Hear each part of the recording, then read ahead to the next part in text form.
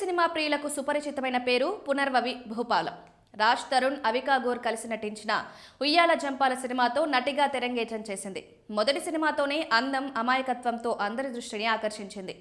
ఈ సినిమాలో పల్లెటూరి అమ్మాయిలా కనిపించి తన నటనతో ఆకట్టుకుంది. ఈ మూవీతోనే తెలుగు ప్రేక్షకులకు దగ్గరైంది. ఈ సినిమా తర్వాత తెలుగులో పలు చిత్రాల్లో మెరిసింది. కానీ ఆశించిన స్థాయిలో గుర్తింపు రాలేదు. దీంతో కొన్ని రోజులు సినిమాలకు గ్యాప్ తీసుకున్న ఈ భామ బుల్లితెరపై బిగ్ బాస్ తెలుగులో పాల్గొని మంచి ఫేమ్ సంపాదించుకుంది. సినిమాల కంటే ఎక్కువగా ఈ షో ద్వారానే పాపులర్ అయింది.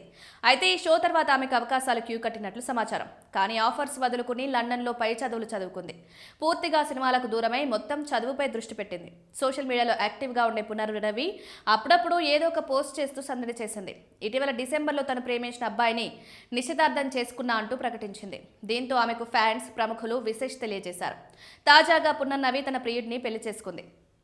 మార్చి 20న వీరిద్దరి వివాహం జరిగినట్లు తెలుస్తోంది. ఈ వేడుకకు కేవలం కుటుంబ సభ్యులు, పలువురు సన్నిహితులు మాత్రమే హాజరయ్యారు. పునర్నవి భర్త పేరు హేమంత్ వర్మ. అతడు పాపులర్ ఫోటోగ్రాఫర్. వీరిద్దరూ చాలా కాలంగా ప్రేమలో ఉన్నట్లు తెలుస్తోంది.